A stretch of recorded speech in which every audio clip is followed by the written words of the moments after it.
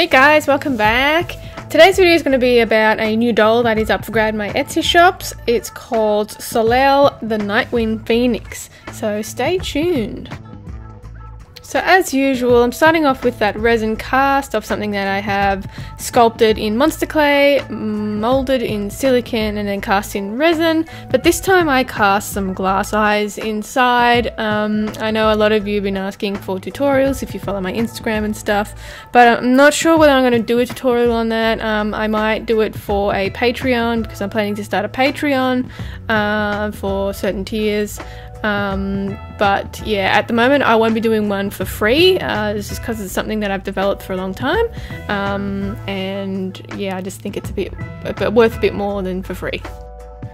And so I'm just painting the resin cast with my acrylic paints, and I'm using a grey for the skin this time. I didn't want it to have like a light sort of coloured skin or a pinky tone, because I'm going to be using dark blue fur, so I wanted to have a contrasting tone.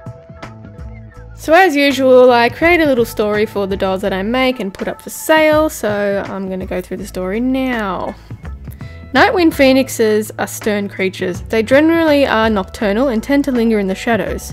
Their glowing red eyes make people a little uneasy, as they do not know what's lurking in the darkness. This is a common technique to confuse prey and threats.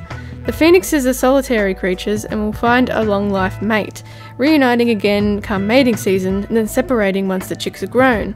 A mating pair will usually have 3 to 4 eggs and will defend the nest with their lives. Both partners will take turns incubating the eggs while the other hunts for food. Nightwing phoenixes are generally found throughout the black tribal lands of Krai, India, mainly around the shadowed wilds. Alright, let me know what you thought about the story in the comments below, and I'll try and elaborate some more with any future dolls as well, because I know a lot of people do actually like them.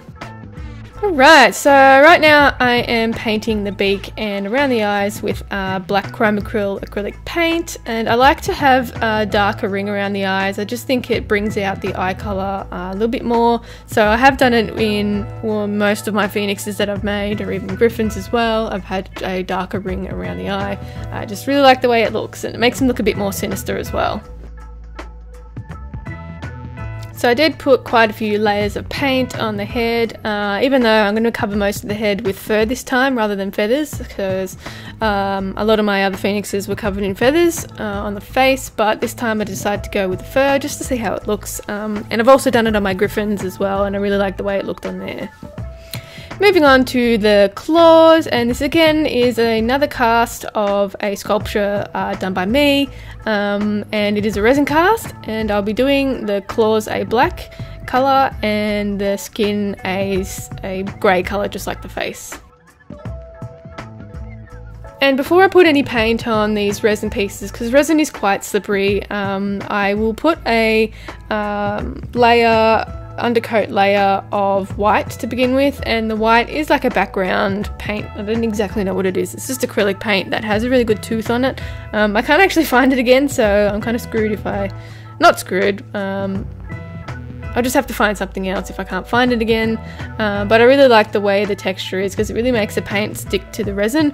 Otherwise, if I just put the acrylic paint on as it is, this paint's kind of slippery as well, so it's really easily removed from the resin piece.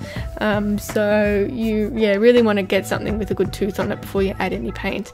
And then you seal it off with a matte or gloss varnish, whatever you're going for. I use Liquitex varnishes, so it protects the paintwork.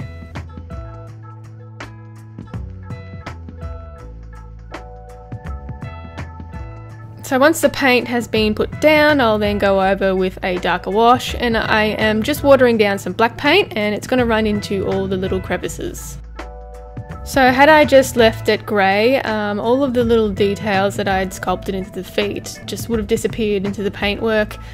So if you want something to stick out or any details to come out as well, definitely put a wash over it. It doesn't matter how thin it is if you want a really light wash, but just so some paint can run into the cracks, and it will really bring out the detail that you've sculpted into your pieces. And you can really see how much has changed here. moving on to the fur, and I'm using this really nice quality blue fur. I have used it on a phoenix before, and I really liked the way it looked, so I had a little bit left and I wanted to do another phoenix in this blue colour. So as you can see, I've drawn out the patterns, and the phoenix body only has 2 sides, so unlike all of my other dolls that have 3 sides to the pattern, an underbelly and 2 sides, the phoenix only has 2, which is really great because it means sewing is really quick, and material used is minimal as well. So I'm just going along and cutting the backing only of the fur. I'll then pin it together and run it through the sewing machine. So I had a couple of requests for sewing machine clips, so I tried to get it. It's a little bit difficult because my workspace is a little small to have a camera set up, and I just don't know the best way to do it. So this is sort of the best angle that I can get that you can actually see anything. So I run it through the sewing machine on quite a larger stitch, so I can pull through all of the fur that has been sewn down. And I prefer to use a sewing machine because it's a lot stronger than hand sewing everything. So I'm just leaving the back end of the phoenix open so I can flip it the right way around. And this is what it's like once I have sewn all the pieces. So I can go ahead and flip it inside out using that opening. And these are little sections for the legs, so they sort of wrap around the resin piece, and then I can sew it together, and the phoenix has legs. So here's what it looks like once it's flipped around, and you can see the shape is starting to come together, and you can see how the little legs will wrap around the resin pieces. So this one's going to have a wire armature, so I will then go and make the armature and then insert it through the body and add some polyfill to bulk out the body and give it shape, and also to have something in it. And also add the wire frame for the wings as well. So once I've done all that, I'll then attach the resin pieces together on the wire armature, wait for that to dry, and then sew all the loose ends up. So for the wings, I haven't filmed the wings, it's just kind of difficult to actually film it, but I use ethically sourced feathers, and here's what it looks like once the feathers have been attached. I will try and record something with the feathers, just maybe some tips videos or something, but at the moment I just can't really do it. It's just kind of difficult, and it's quite large, and I've got a small space to work with, so yeah, I got to figure out what the best filming way is.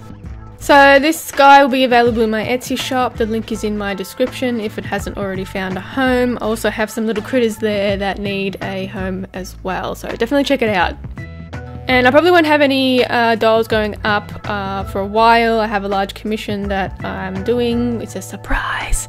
And I won't be taking commissions for quite a while as well until this order is done. So you can keep an eye out for what I'm talking about.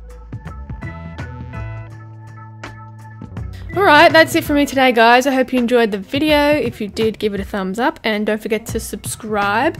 If you have any requests, you can leave it in the comments down below. You can also check me out on Instagram and Facebook at Creatures of Nat, and I'll catch you in the next one. Bye!